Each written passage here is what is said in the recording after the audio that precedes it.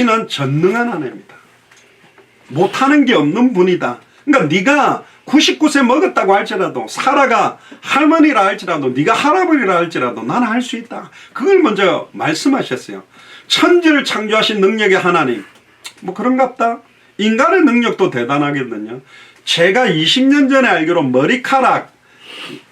머리카락을 길이로 말고 옆으로 구멍을 몇 개 뚫는 게 지금 인간의 능력입니다. 머리카락을 옆으로 구멍을 몇 개를 뚫어내는 능력이라는 게 얼마나 대단합니까? 인간도 대단한 거거든요. 요만한 칩 안에다가 도서관 하나를 갖다 집어넣어 버리거든. 눈에는 보이지 않게 인터넷으로 어마어마한 문서를 전달하고 받잖아요. 지금 인간의 능력도 어마어마하다. 하나님이 도대체 어떤 분이냐?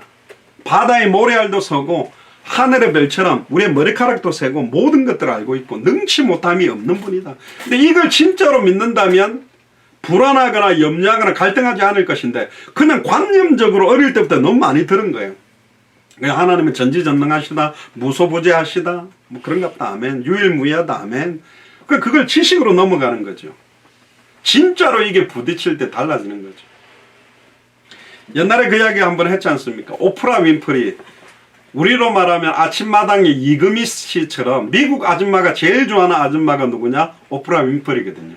근데 이 여자가 되게 한 번은 쇼를 하다가 갑자기 자기가 여러분들에게 큰 이벤트를 하나 해주겠다. 뭐냐 그러니까, 당신들 의자 밑에 손을 넣어봐라. 자동차 키가 있을 거다. 오늘 당신들한테 차 한 대를 준다. 그때 제가 알기로는 뭐 소나타급, 캠리 뭐 요런 급인 것 같아요. 진짜 보니까 차키가 있는 거예요. 그 차키 딱 들더니 아줌마가 차키구나. 감사합니다. 땡큐 오프라. 그랬냐? 아니요. 난리가 난 거예요. 아줌마들이 막 늘 보는 차키잖아요. 자동차. 막 오마이갓 하면서 막 뛰면서 박수 치고 막 난리가 난 거예요. 왜? 이거 진짜 준다니까. 한 3만 불, 4만 불, 3천만 원, 4천만 원짜리가 온 거니까. 자동차 키 하나 받아도 오마이갓 난리 난데, 진짜 예수님을 구주로 영접하는 순간에 우주 만물을 창조하신 하나님이 내 마음속에 그것도 영원히 함께합니다. 그럼 막 오마이갓 진짜예요. 진짜 그 예수님이 지금 내 안에 계신 거. 오마이갓 진짜 감사합니다. 너무너무 감사해요. 그런 사람 한 명도 없었어요. 당신 속에 영원히 함께 있습니다. 아멘. 아멘. 땡큐. 그럼 가요. 안 받아들여지는 거예요. 실제로 이걸 진짜로 안 믿는 거죠. 그것이 신앙생활을 오래 한 사람들의 가장 문제 중에 문제입니다. 너무 이게 지식화됐고 많이 들은 거예요. 많이 뉴스 돼가지고 들었던 이야기, 그렇지 뭐 그렇게 생각은. 조금이라도 사실적으로 딱 믿는다면, 진짜 하나님에게 능치 못함이 없냐? 그분이 지금 내 안에 계신 게 맞냐? 그분이 아버지가 맞냐? 그렇다면 지금 내가 막 고민하고 염려하는 거, 이거 다 불신앙 아니냐? 그러면서 회개해야 되거든요. 두 번째가 뭡니까? 아브라함에게 너는 내 앞에서 행하라. 하나님 앞에서 행해라는 말은 하나님 앞에 참된 경건. 내가 거룩하니 너희도 거룩해라. 좀 이따 그 거룩에 대한 이야기도 말씀을 드리겠습니다만은, 사람 앞에서 사는 사람들이 있습니다. 눈 가림만 하고 사람들에게 어떻게 보일까? 내가 어떻게 드러나지? 다른 사람들에게 내가 좀 잘 되는 것처럼 보이려고 하는 사람. 그런 사람들은 위선적이고 가식적으로 이중생활, 삼중생활 하는 사람들이 많습니다. 근데 하나님 앞에 사는 사람은 하나님을 속일 수가 없어요. 하나님은 생각과 마음과 중심을 다 알기 때문에. 세 번째입니다. 하나님은 아브라함에게 심지어 뭐라고까지 이야기했나? 완전해라. 옆 사람한테 이야기하세요. 완전해라. 완전하랍니다. 원어는 탐임이라 그러는데, 흠없고 책망할 것이 없는, 양심에 꺼리낄 만한 것이 없는 상태로 들어가나. 여기서 완전은 하나님의 완전이 아니요, 인간의 수준에서의 완전을 말하는 거거든요. 아브라함이 하나님을 경외하고 의롭고 선하고 흠없게 살기를 원하셔요. 우리는 뭐 퍼펙트, 완전하다, 완벽하다, 그렇게 할 수 있냐? 아니요.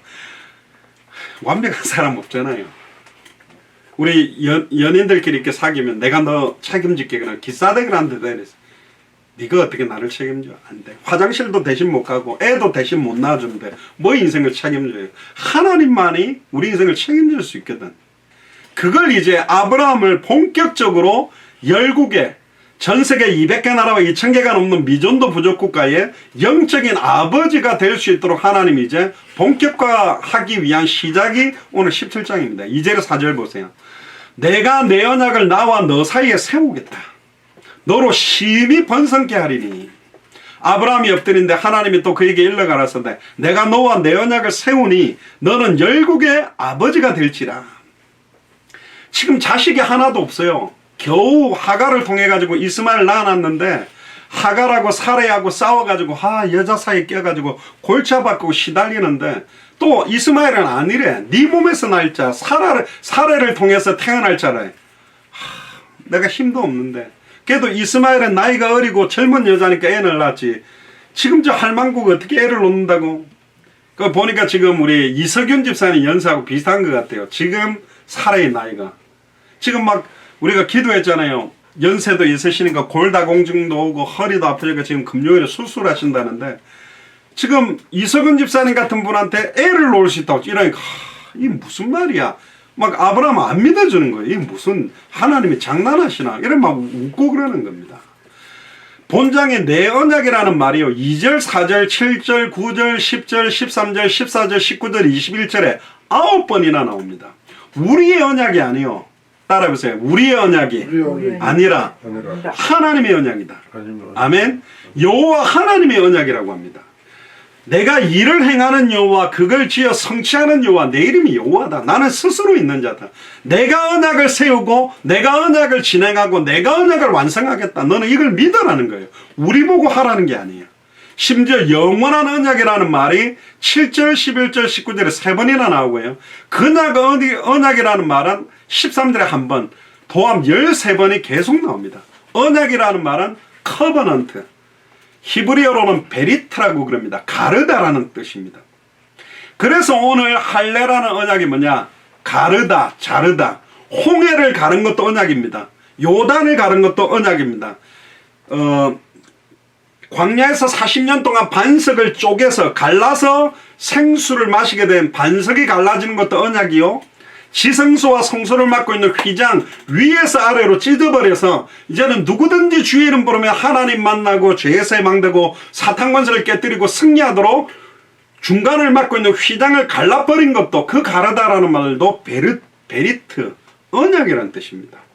그래서 이 할례도 뭐냐? 몸에 붙어있는 남자 성기의 표피를 떼내면서 잘라내면서 하나님의 언약의 백성임을 깨달아는 겁니다. 그럼 몸에 있는 그 껍데기 살을 갖다가 잘라낸 거하고 무슨 의미가 있냐? 이걸 우리가 이제는 찾아내야 되거든요. 이 언약은 쌍방적으로 맺은 언약이 아니라 하나님께서 일방적으로 맺은 언약입니다. 우리가 농담 삼아 그런 이야기 하잖아요. 노예 계약이다. 일방적으로 탁 한 것처럼 어떤 면에서는 명령입니다. 그래서 어떤 내 마음대로 하면 되고 하기 싫으면 안 하고가 아니에요. 이거는 어마어마한, 근데 이거는 완전한 축복, 완전한 은혜 속으로 들어가는 언약입니다. 핵심이 뭐냐? 내가 너를 심히 번성하게 하겠다. 하나님의 형상을 가진 자, 창세기 1장 27절 나오는 하나님의 형상, 그는 보이지 않는 하나님의 형상이시오. 그는 모든 만물보다 먼저 나신 자니 그 하나님의 형상이 누구냐? 바로 그리스도입니다. 언약의 실체가 뭐냐? 이미 성취하신 언약 예수가 그리스도, 앞으로 성취하실 언약이 뭐냐? 다시 오실 그리스도. 세계복음화 마태복음 24장 14절에 이 천국복음이 모든 민족에게 증언되기 위하여 온 세상에 전파되리니 그제야 끝이 오리라. 오늘 박현아 장로님이 기도한 것처럼 첫째 난리의 소문, 지금 인도 같은 경우는 하루에 40만 명이 지금 확진되고 있고 하루에 7,000명 8,000명을 지금 죽어가지고 화장터도 지금 그냥 바깥에서 나무를 쌓아놓고 시체를 지금 태웁니다. 병원에 자리가 없는 거예요. 하루에 40만 명인데 그중에 지금 막 열이 오르고 생명 위급한 사람만 못 들어가서 죽어가지고 지금 뉴스에 나오고 있지 않습니까? 지금 왜 이럴까? 어떤 면에서는 인도가 뭐 힌두교고 뭐 불교 우상숭배를 해서 하나님 그렇게 심하게 하시 아니라니까. 지금 그들에게 복음을 증가하고 있지 않기 때문에 노아 시대 때도 8명 두고 다 홍수로 멸해버리고 난 다음에 세계복음화를 완성시킨 것처럼 지금 복음 증가하고 있지 않기 때문에 하나님께서 어떤 면에서는 심판의 시간표, 다시 오실 시간표를 앞당기고 있는지도 모릅니다. 이 수많은 교회가 다른 데 관심이 있고 수많은 목회자들과 중직자들이 다른 거 하고 있으니까 수많은 사람들이 죽어나가면서 진짜 이걸 목도하게 만드는 겁니다. 정말 깨닫게 만드는 겁니다. 진짜 인도에 우리나라 안 죽으니까 괜찮아. 그게 아니에요. 우리는 당대 세계봉을 놓고 기도하면 우리 너무너무 진짜 애통한 마음으로 기도해야 됩니다. 하나님. 그래도 저 인도 미조람에 우리가 복음의 씨앗을 던지고 왔는데 정말로 이 복음이 증거되도록 하나님은 계속 이야기합니다. 너는 열국의 아비가 될 것이다. 그냥 저는 아들들 딸들인데 그냥 4명 아이들의 아빠가 아니라 저와 여러분들을 열국의 아버지, 처음부터 모든 족속 천하만민 땅끝을 살리기 위해 이 시대의 아브라함처럼 우리를 선택한 겁니다. 이거는 옛날에 한 6,000년 전에 아브라함 이야기구나. 그게 아니고 이 시대의 아브라함과 같은 지금 나에게 눈앞에 보는 건 뭐예요? 할망구 사례밖에 없고 뭐 몸종 하가를 통해서 이스마엘 가지고 이거 막 여자들 사이에서 갈등하고 있는데 무슨 내가 열국의 아버지가 돼? 자식도 하나도 없는데 불신앙할 수밖에 없는 시간표에서 이 믿음을 회복하게 하려고 하나님이 역사하시는 겁니다. 5절 6절에 보세요. 이제 후로는 내 이름을 아브라함이라 하지 말고 아브라함이라고 하리니. 아브라함이라는 이름은 존귀한 아비라는 뜻인데 아브라함은 열국의 아버지라는 이름입니다. 그래서 우리가 원단 메시지 때 그렇게 했죠. 이름 바꾸어라. 저와 여러분들 이름을 바꿔야 됩니다. 이름 바꾼다는 의미가 뭐냐? 어떤 면에서는 내가 그냥 가정주부가 아니다. 나는 그냥 중학생이 아니다. 고등학생이 아니다. 대학생 선교사로. 아예 이제는 남은 인생 주와 복음을 위해서 그리스도의 제자로 살아가겠다. 선교사로 살아가겠다. 진짜 내가 단 하루를 살아도 왜 살아야 되는지에 대한 의미를 알고 살아가겠다는 의미로 이름을 바꾸라고 합니다. 이는 내가 너로 열국의 아비가 되게 합니다. 내보고 되라고 한 게 아니에요. 내가 너로 여호와 하나님이 우리를 열국의 아버지가 되게 하려고 한답니다. 저는 저희 아버지 어머니는 전남 신안 임자도에서 사시다가 저희 장사학 전도사님 놓고 부산으로 이렇게 온 거거든요. 그러니까 저는 부산에서 태어났어요. 그러니까 완전 부산 토백이죠. 전 부산에 살다가 부산에 죽을 줄 알았다니까요. 근데 예수가 그리스도는 이 복음 세계복음화 영역을 깨닫고 나니까 부산에 수많은 지역과 대학을 가서 복음 전하고 전국을 다니다가 캐나다 밴쿠버로 가서 3년, 워싱턴 와서 7년, LA에서 1년, 하와이에서 3년, 또 휴스턴에서 3년, 이제 워싱턴으로 다시 와서 2년. 그러면서 55개 나라에서 유럽뿐만 아니라 지금 아프리카 대륙 빼놓고 수많은 나라에 가서 복음 전할 수 있도록 만들었어요. 야, 진짜 열국 수많은 나라를 복음 전할 수 있는 축복 속에 들어왔다는 게 진짜 은혜죠. 예전에 우리 선중 형제가 여권도 없었잖아요. 근데 따라갈까요 말까요? 말레이시아 그때 미얀마 인도 가는데 그 처음 여권 만들어 따라왔는데 그 뒤로 뭐 네팔 저 스리랑카 막 여러 나라들을 들어가게 만들잖아요. 그렇습니다. 여러분들 지금 여권 없다?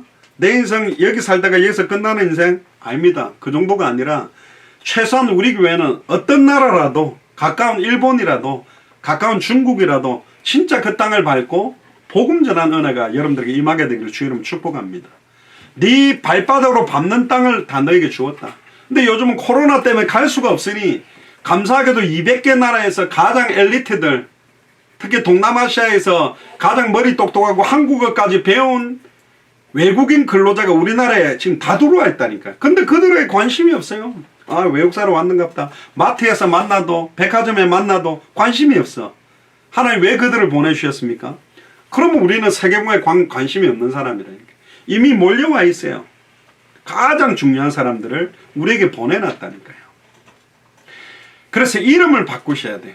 우리를 통해서 진짜 각 나라를 살리는 선지자의 나라, 제사장의 나라, 왕의 나라. 선지자의 축복, 제사장의 축복, 왕의 축복을 우리에게 위임하셨다.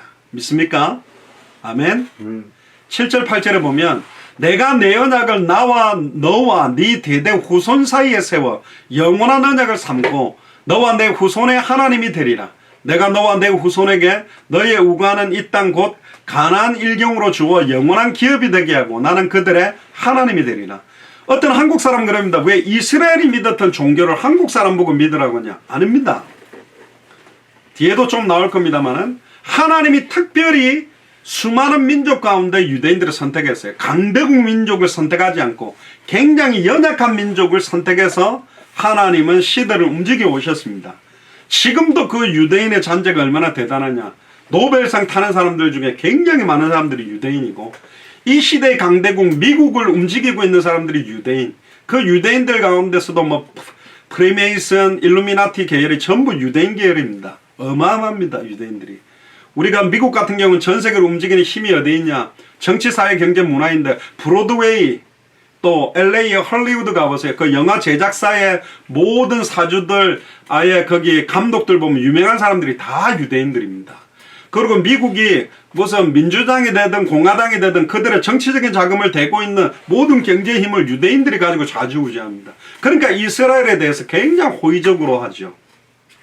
그리고 뭐 AP통신, UP통신 막 그 유명한 그 통신사 있잖아요. 신문 있잖아요. 뭐 워싱턴 뭐 포스트지나 뭐 뉴욕타임즈나 모든 거기에 주인 아니면 편집국장에 다 유대인들이 있습니다. 그리고 그 미국에 있는 모든 메이저 기름회사, 엑손이나 쉘이나 굉장히 많은 메이저 기름회사, 기름은 뭐 중동에서 나든 다른 나라에서 나든 그걸 파는 모든 상권을 다 유대인들이 거의 7, 80% 다지고 있습니다. 굉장합니다. 군사력. 지금 그러니까 유대인들 가운데 그 군인들 무기를 팔잖아요. 록히드 마틴이라든가 수많은 그 무기 만드는 회사에도 유대인들이 다 들어가 있고 전쟁을 하나 안 하나 이쪽 나라가 이기나 저쪽 나라가 이기나 양쪽 다 무기 팔고 있는 사람들이 그 사람들입니다. 모든 증권들 뭐 다 움직이고 여기에 특히 메이저 뭐 자이언트라든가 뭡니까 식료품 파고 있는 모든 회사까지 다 지고 있습니다. 그러니까 소수라고 해도 어마어마한 핵심적인 일을 유대인들이 딱 지고 있기 때문에 함부로 못하고 이들은 얼마나 단합이 잘 되는지 몰라요. 여러분들 지금 아시안들이 저렇게 두드려 맞은 게 이만하죠. 유대인이 저렇게 구타당했다. 완전히 난리 납니다. 심지어 뭐 언제 FBI다 CIA까지 다 동원돼 가지고 그 사람 찾아내 가지고 엄청나게 할 것입니다. 유대인들이 얼마 안 되지만요 전 세계를 움직입니다. 근데 이 유대인을 살리기에 가장 좋은 사람들이 누구냐? 한국 사람이에요. 족보 따지고 성 따지고 막 이거 따지면서 굉장하게 어떤 기질들 가장 후대들 키우는데 치맛바람이 많이 부는 두 나라를 선택하라면 대한민국 어머니들하고 유대인 어머니들 자녀 교육에 대해서 어마어마하게 집중하고 있습니다. 그러니까 이 시대에 이런 그냥 액면적으로 유대인이라고만 해도 지금까지 전 세계를 움직이고 좌지우지하는 힘이 여기서부터 이어진 겁니다. 9절에 10절 보세요. 하나님이 또 아브라함에게 이르시되 그런즉 너는 내 언약을 지키고 네 후손도 대대로 이것을 지켜라. 너희 중에 남자는 다 할례를 받으라. 이것이 나와 너희 후손 사이에 지킬 내 언약이다. 남자들 이 당시에는 뭐 좀 남존여비 사상이 성경도 사실은 뭐 굉장히 많이 깔려 있다고 봐야 됩니다. 남자들에게 이 언약을 명령했거든요.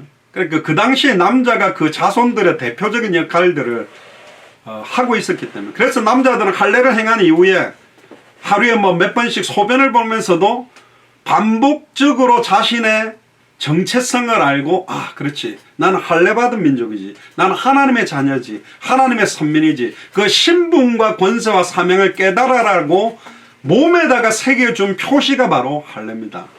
아브라함과 언약을 맺은 하나님의 백성이다.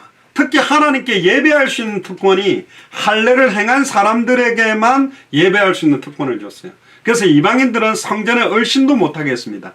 에스겔 44장 7절에서 9절에 보면 너희가 마음과 몸의 할례를 받지 아니한 이방인을 데려오고 내 떡과 기름과 피를 드릴 때에 그들로 내 성소 안에 있게 하여 내 성전을 더럽힘으로 너희의 모든 가정한 일 외에 그들이 내 언약을 위반하게 하는 것이 되었으며 너희가 내 성물의 직분을 지키지 아니하고 내 성소에 사람을 두어 너희 직분을 대신 지키게 하였느니라. 주 여호와께서 이같이 말씀하셨느니라. 이스라엘 족속 중에 있는 이방인 중에 마음과 몸의 할례를 받지 않은 이방인들은 내 성소에 들어오지 못하리라. 그러면 여기서 말하는 몸과 마음에 하는 할례는 뭐냐? 지금 우리의 개념으로 본다면 예수님을 나의 그리스도로 영접해서 하나님의 영이 우리 안에 거해서 하나님의 자녀가 되게 하는 게 바로 영적인 할례의 의미가 있습니다. 마음의 영혼의 주인으로 영접할 때 그 사람이 사실은 영적인 할례를 받은 것이다 라고 할 수 있어요.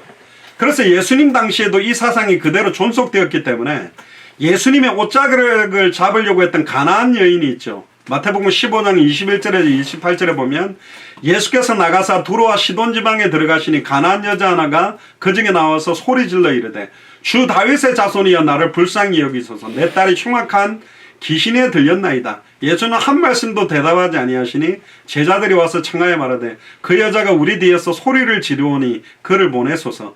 예수께서 대답하여 이르시되 중요한 말을 합니다. 나는 이스라엘 집에 잃어버린 양 외에는 다른 데로 보내심을 받지 아니했다. 나는 선택된 이스라엘에게만 이스라엘 집에 잃어버린 양들만 찾으려고 왔다 이렇게 말합니다. 그러니까 여자가 와서 예수님께 절하면서 이래야죠. 주여 저를 도우소서. 대답하여 이르되 굉장히 심한 말을 합니다. 예수님이 자녀의 떡을 취해서 개들에게 던짐이 마땅하지 아니하다. 우리 자녀들에게 먹여야 될 음식을 갖다가 개들한테 던져주겠냐? 못 준다. 그러니까 이 여자가 그런 말을 했으면 에이씨 필요 없어. 무슨 예수님 훌륭한 줄 알았더니 어떻게 우리를 저렇게 차별하는 거야 하고 가버렸을 건데 이 여자가 뭐라고 대답하냐? 주여 올소이다마는 맞는데 개들도 제 주인의 상에서 떨어지는 부스러기는 먹지 않습니까? 선택된 이스라엘 민족이 받는 은혜의 부스러기 은혜만 나는 받아도 나는 승리할 줄 믿습니다. 나는 구원받을 수 있습니다. 내 딸이 살아날 수 있습니다. 진짜 대단한 믿음을 갖고 있죠. 이때 예수님 대답하여 이르되 여자여 네 믿음이 크도다. 네 소원대로 되리라 하니 그때로부터 그의 딸이 나아버렸어요. 할렐루야. 이 정도로 이방인들에 대해서 차별이 굉장히 심했습니다. 그래서 할례를 행하지 않은 이들은 이방인의 뜰에서 멀찍이 떨어져서 이스라엘 백성들이 받은 축복의 부스러기를 먹는 개와 같은 존재로 치부된 사람들이 이방인들이었습니다. 그런데 아브라함에게 주어진 할례 언약은 육신적인 예법으로 영원한 언약이 아닙니다. 이 언약은 예수를 그리스도로 믿는 믿음, 십자가의 도, 십자가의 죽음과 부활을 믿는 그리스도의 언약, 그리스도의 믿음이 오기 전까지 한시적으로 지켰던 거예요. 그게 어디에 나오냐? 갈라디아서 3장 23절에 믿음이 오기 전에 우리는 율법 아래 매인바되고 계시될 믿음의 때까지 갇혔느니라. 그런데 이제 예수님이 오시고 난 다음에는 몸에다가 하는 할례를 한다고 선민이 되는 게 아니라 마음이 하는 할례, 예수님을 그리스도로 알고 믿고 영접해서 성령이 거한 사람이 마음의 할례를 받은 사람입니다. 오늘 본문의 10절에 보면 이것이 나와 너희와 너희 후손 사이에 지킬 내 언약이다. 그러면서 결국은 민족적인 성격을 넘어선 것을 이야기합니다. 나와 너희와 너희 후손. 여기 너희라는 말에는 이스마엘뿐만 아니라 아브라함에게 있었던 종들, 다른 민족의 이방인 종들도 다 같이 포함되어 있습니다. 출애굽할 때도 보면 이스라엘 민족만 나온 게 아니라요, 이방인들도 같이 사실은 출애굽할 때 나옵니다. 처음부터 하나님은 이방인에 대한 구원을 암시하고 계셨습니다. 이게 나중에 마태복음 28장의 모든 족속, 마가복음 16장의 천하만민, 사도행전 1장의 땅끝이 다 포함되어 있는 겁니다. 그리고는 11절 12절에 보세요. 너희는 양피를 베어라. 이것이 나와 너희 사이에 언약의 표징이 있느라. 대대로 남자는 집에서 난 자나 혹 너희 자손이 아니요 이방 사람에게서 돈으로 산 자를 물어나고. 보세요. 여기 나오잖아요. 정통 혈통적으로 유대인들은 어머니가 유대인이어야 유대인이거든요. 그러니까 남자 유대인이 한국 여자랑 결혼해갖고 아이를 낳았다. 그러면 그 사람은 한국 사람으로 치부되지 유대인이라고 안 봅니다. 엄마가 목의 중심이거든요. 엄마가 유대인이어야 돼요. 그러면 한국 남자가 유대인 여자하고 결혼해가지고 애가 태어나면 걔는 유대인입니다. 근데 여기 보세요. 이방 사람에게서 돈으로 산 자를 물어나고 이방인이라 할지라도 8일 만에 할례를 받게 하는 거다. 아까도 말씀드렸습니다. 할례가 남자의 양피, 음경에 귀두를 싸고 있는 가죽을 잘라내는 수술인데 이 할례는 하나님의 언약의 표징이면서도 양피를 제거한다는 말은 베리트, 가르다, 잘라낸다, 죄와 불결을 제거하는 거예요.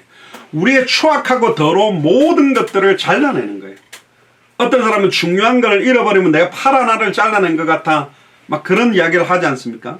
결국 남자의 성기는 인간의 죄와 정욕의 표출되는 상징적인 부분으로 간주되었어요. 그러니까 인간의 모든 죄와 정욕 자체를 다 잘라내라.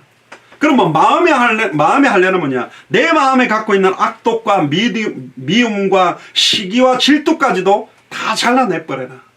우리는 거룩으로 충만케 되어지고 복음으로 충만케 되어져서 살아갈 사람이라는 의미입니다. 그러니까 할례는 성결과 절제를 교훈한다고 봐야 됩니다.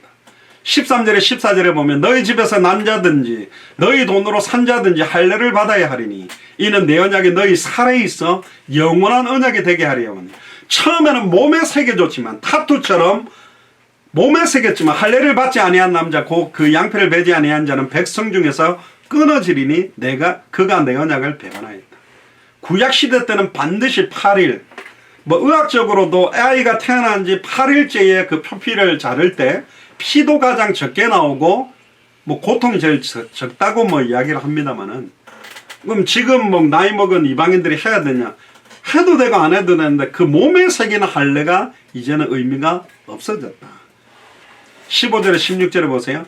하나님이 또 아브라함에게 이르시되 네 아내 사레는 이름을 사레라 하지 말고 그 이름을 사라라 하라.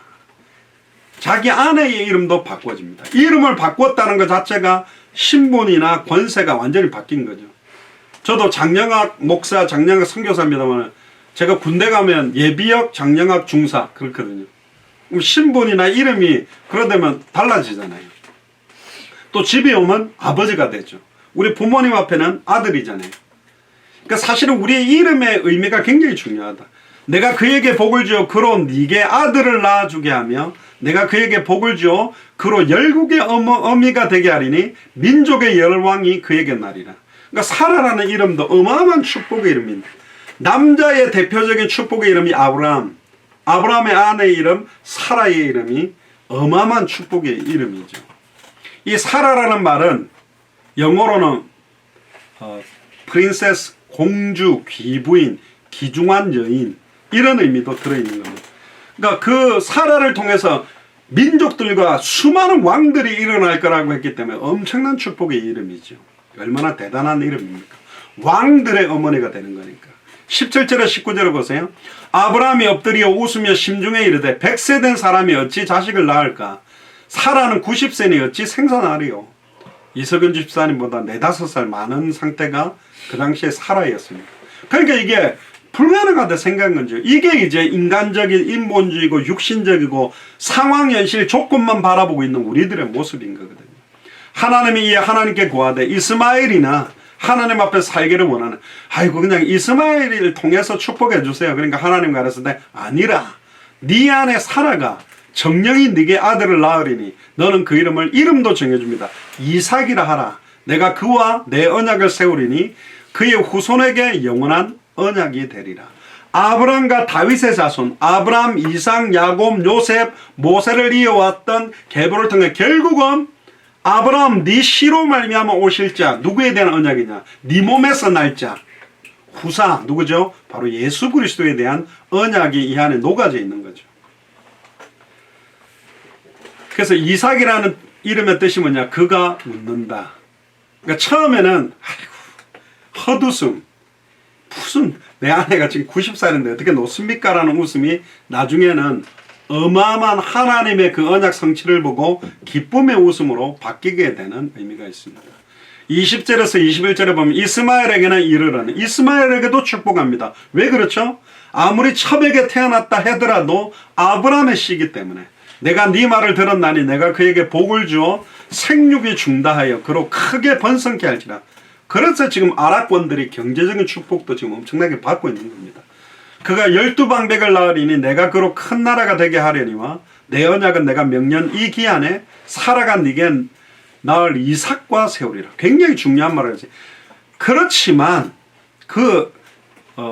이스마엘을 통해서도 12방백과 큰 나라가 세워지지만 내 언약은, 여기서 내 언약이란 말은 뭘까요?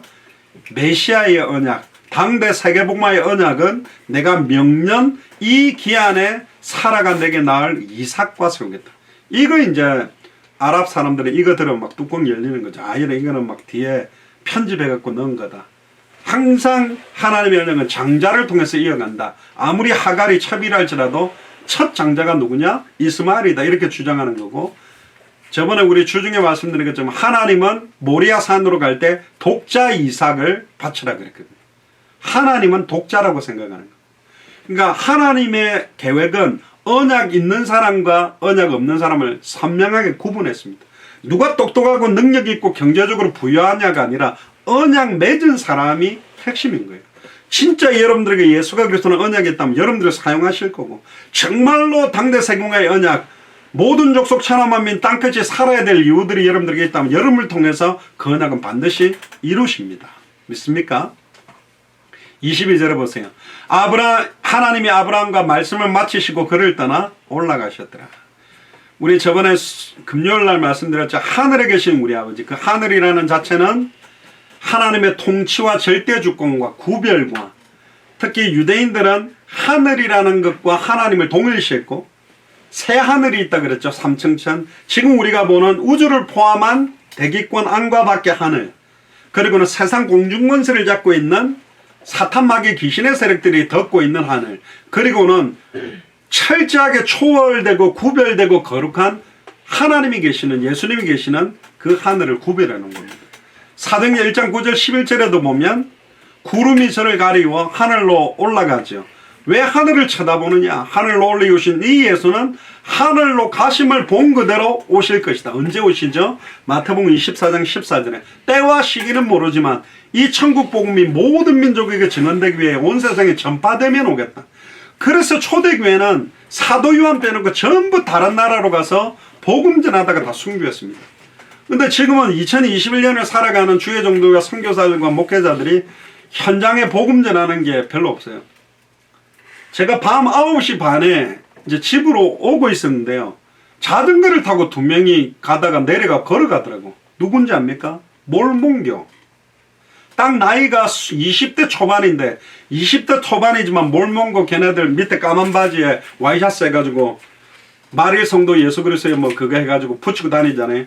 2인 1조 전도팀이요. 깜깜한데 자전거 몰고 돌아다니고 있어요. 전도도 잘 못해요. 전에 보니까 낮에 막 더운데 땀 뻘뻘 흘리면서 돌아다닙니다. 옛날에 우리 한국에 와가지고 영어 가르쳐 주겠다, 뭐 춤을 가르쳐 주겠다 이래가 막 꼬셔가지고 막 전도하게 됐는데, 야, 밤 9시 반에 자전거 타고 다니면서 저들이 전도해요. 그들이 청년이지만 직분이 장로입니다. 그러니까 아예 직분을 장로로 바꿔주니까 사명감이 다른 거예요, 애들이. 나 보니까 전도 못해. 잘 못해. 저번에 대화했는데 핵심도 잘 몰라. 근데도 전도하겠다고 다니는 거예요. 근데 교회는 아예 관심이 없어요. 우리는 그 하늘을 사모해야 됩니다. 왜 그렇습니까? 우리 아버지 그리스도께서 계신 그곳이 우리의 본향이기 때문에. 우리가 죽으면 그곳으로 갈 것이고 우리 모두가 그곳에 만나게 될 것이기 때문에. 마지막입니다. 23절에서 27절에 보면 이 아브라함이 하나님이 자기에게 말씀하신 대로, 너무 중요한 겁니다.